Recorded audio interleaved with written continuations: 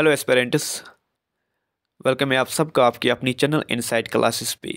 इस वीडियो को अंत तक देखना, 5 मिनट के लिए इस वीडियो पर आप ठहरना, आप देखना फिर आपको इससे फ़ायदा हुआ या नहीं हुआ। अगर फ़ायदा नहीं होता डिसलाइक करना, तो अगर फ़ायदा होगा तो लाइक करना और अपने दोस्तों के साथ भी शेयर करना और इस चैनल को सब्सक्राइब करना ज़रूर करना अगर आपको इससे फ़ायदा होता है।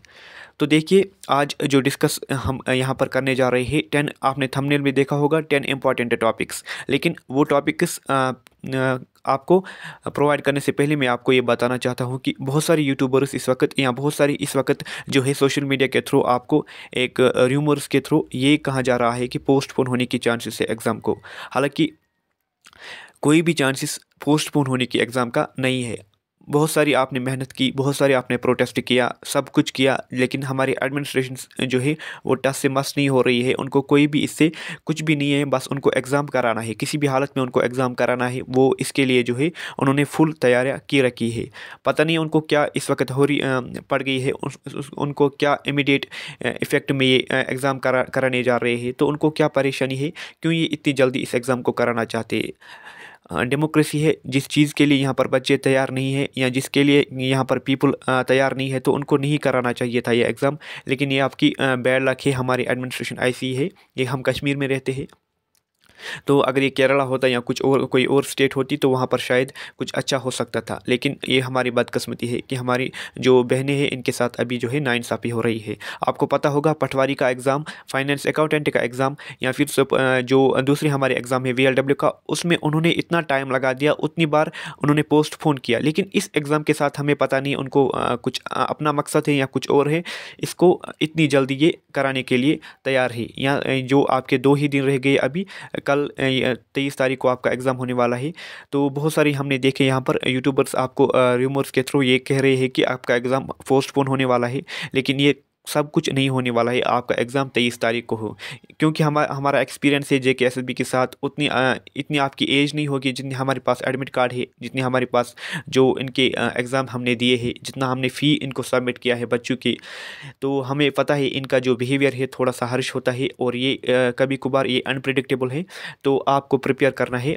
जो आपका कल नहीं परसों आपका एग्ज़ाम होने वाला है, तो ये कंफर्म है आपका एग्ज़ाम है। आप किसी भी र्यूमर में ना आए, हमारी आपसे गुजारिश है। आप हमारी बहनें हो, क्योंकि कश्मीर में ही जो हम आपके साथ हमदर्दी रखते हैं, तो प्लीज़ इन जो र्यूमर से इन पे आप ध्यान न दीजिए, क्योंकि आपका फ्यूचर का मसला है।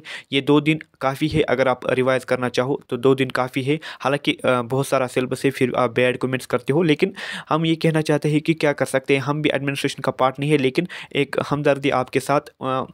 हम यहाँ पे प्राउड है कि आपने इतना जो एफर्ट डाला, आपने इतना प्रोटेस्ट किया। लेकिन होता है, ये सब कुछ होता है, लेकिन आपका एग्ज़ाम जो है 23 तारीख को ही होने वाला है। तो हम आपके साथ 10 टॉपिक्स ऐसे डिस्कस करेंगे जो बहुत सारे बच्चे यहाँ पर छोड़ के आते हैं। हालांकि इस एग्ज़ाम की बात हम अगर करें तो इसमें कंपटीशन कम रहेगा, क्योंकि इसमें बहुत सारी मेजॉरिटी बच्चों ने अप्लाई तो किया है, लेकिन कंपटीशन इसमें कम रहेगा। क्यों रहेगा कम? बहुत सारे बच्चों ने किया है इसमें अप्लाई, उस हिसाब से कंपटीशन हाई है, लेकिन एक्चुअल में जो अगर हम कंपटीशन है हम देखें वो कुछ परसेंट ही है।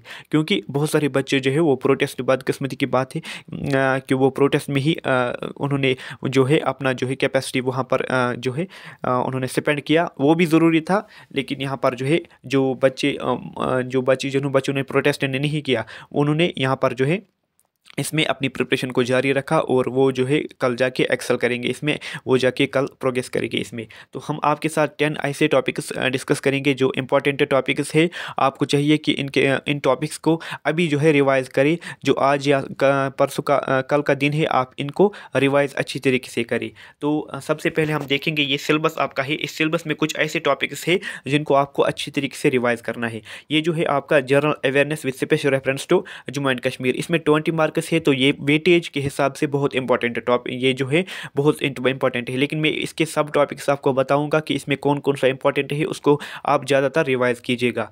तो ये आपको पता है 20 मार्क्स का मैं आपको बताऊंगा। यहाँ पर जो इसमें है ना, ये इसमें जो लेक्स एक तो Indian constitution, basic features, preamble, fundamental rights, इसमें कुछ क्वेश्चन, इसमें सिर्फ क्वेश्चन इस तरीके से आएगा, या तो डीपीएसपी पे आएगा यानी directive principle of state policy पे, या फंडामेंटल राइट्स पे। अगर आपको जो पहले पहले वाले फंडामेंटल राइट्स थे जैसे आर्टिकल 14, आर्टिकल 15, 60, 70, 80, 25 तक जो भी आर्टिकल से इंपॉर्टेंट है इनको आप रिवाइज कीजिएगा, और जो directive principle of state policy है इनको रिवाइज कीजिएगा अच्छी तरीके से। इनमें क्वेश्चन आपका प्रीएम्बल वगैरह में क्वेश्चन आने के चांसेस कम है, लेकिन इसको अगर आपने रिवाइज किया है तो ठीक है, लेकिन इन दोनों को, जो फंडामेंटल राइट्स और फंडामेंटल ड्यूटीज़ है, इनको आप रिवाइज अच्छी तरीके से कीजिएगा, क्योंकि इन दोनों में क्वेश्चन आने के चांसेस 90% है।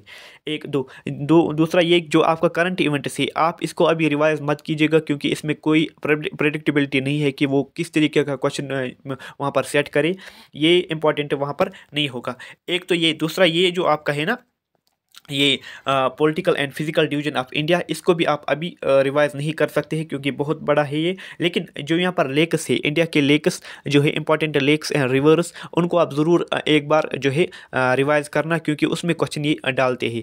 और जो आपका ये हेरिटेज, ये दो टॉपिक्स आपके साथ मैंने डिस्कस किए, एक तो फंडामेंटल राइट्स, फंडामेंटल ड्यूटीज़, दूसरा ये जो मैंने आपके साथ डिस्कस किया लेक्स एंड रिवर्स, ये दो टॉपिक्स हो गई। तीसरा टॉपिक्स जो आपका ये है हेरिटेज, कल्चर एंड हेरिटेज, जो आपका है इसमें जो आपका इंडियन कल्चर एंड हेरिटेज, जो नॉर्थ ईस्टर्न है ना, नॉर्थ ईस्टर्न जहाँ अरुणाचल प्रदेश या नागालैंड, मणिपुर, वहाँ पर जो भी कल्चर्स है, वहाँ पर जो भी इंपॉर्टेंट फेस्टिवल्स है, उनको थोड़ा सा आप एक बार जो है एक कोई वीडियो क्लिप, इसमें ये टॉपिक्स जो है इंपॉर्टेंट है। यहाँ पर मैंने आपको बताया, एक तो आपका कल्चर एंड हेरिटेज में नॉर्थ ईस्टर्न के जो जो भी फेस्टिवल्स है वहाँ पर, क्योंकि फाइनेंस अकाउंटेंट में उन्होंने क्वेश्चन पूछा था वो एक फेस्टिवल के बारे में। और जो आपका ये बेसिक फीचर्स में है जो इंडियन कॉन्स्टिट्यूशन में, fundamental rights and fundamental duties, आप इसको ज़रूर रिवाइज करना। ये fundamental rights and directive principle of state policy, इसको रिवाइज करना, फंडामेंटल ड्यूटीज़ नहीं, बल्कि fundamental rights and directive principle of state policy, इसमें क्वेश्चन आने की बहुत सारी चांसेस है।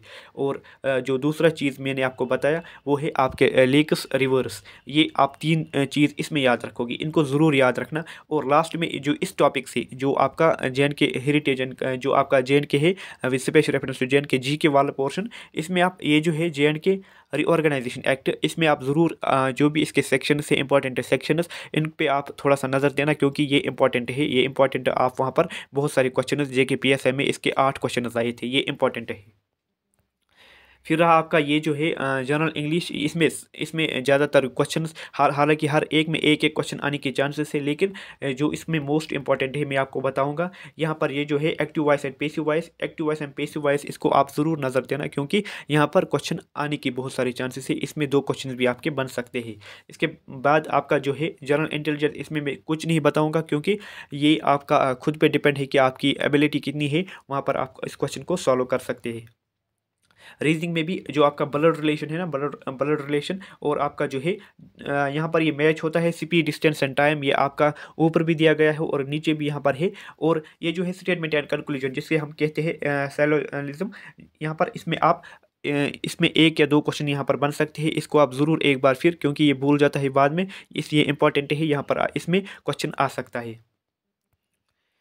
यहाँ पर जनरल साइंस में अगर हम बात करें, जनरल साइंस में इंपॉर्टेंट क्या रहेगा, यहाँ पर हम विटामिन्स इंपॉर्टेंट है, क्योंकि ये एवरग्रीन टॉपिक है, इसमें क्वेश्चन हर साल बनते हैं विटामिन्स में। खासकर जो विटामिन बी वाली कैटेगरी है, इसमें B1 B2 इसमें इंपॉर्टेंट है, ये इसमें क्वेश्चन आते हैं, यहाँ पर बहुत सारे क्वेश्चन आते हैं। और जो वैक्सीनेशन एंड इम्यूनाइजेशन है, इसमें याद रखना, जो आपका जो है कोवैक्सीन किसने बनाया था, सीरम इंस्टीट्यूट, और कोविशील्ड, ये 2 इंपॉर्टेंट है, क्योंकि इसमें याद रखना किस कंपनी कौन सा जो है वैक्सीन बनाया था, ये इंपॉर्टेंट है, क्योंकि इसमें क्वेश्चन आने की चांसेस है। और आपका कंप्यूटर, बाद में जो भी कंप्यूटर में आपका जो इंपॉर्टेंट है, इसमें इनपुट एंड आउटपुट डिवाइसेस, इसको याद रखना।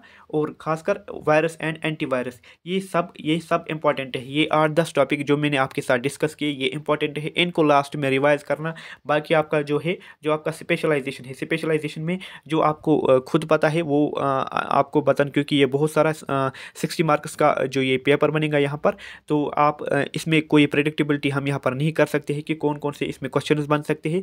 आप खुद देखना इसमें कौन कौन सा आपको टॉपिक्स इंपॉर्टेंट लगता है और अपने हिसाब के अपने टाइम के हिसाब से इसको आप रिवाइज़ करना। तो हमें लगता है कि ये इंपॉर्टेंट टॉपिक्स जो आपको लास्ट में रिवाइज़ करने चाहिए। अगर हम भी इस पे वीडियो लेकर आएगी कि इन इंपॉर्टेंट टॉपिक्स में खासकर जो रिवर्स एंड लेक्स जो साउथ में पड़ते हैं ना, तमिलनाडु, केरला और जो यहाँ पर पौंडीचेरी में, वहाँ पर आप इंपॉर्टेंट जो रिवर्स वहाँ पर जो बहती है फॉलो करती है, इनको आप एक बार नज़र देना, क्योंकि इसमें क्वेश्चन आते ही, इसमें क्वेश्चन आ भी गए हैं और अभी भी आने की चांसेस है, क्योंकि आपका एग्ज़ाम कल या परसों आपका एग्ज़ाम होने वाला है। तो बहुत प्रेडिक्टेबिलिटी है कि इसमें क्वेश्चन आ सकते हैं। यही इंपॉर्टेंट आपको मैसेज देनी थी कि लास्ट में कौन कौन से टॉपिक्स आप रिवाइज कर सकते हैं।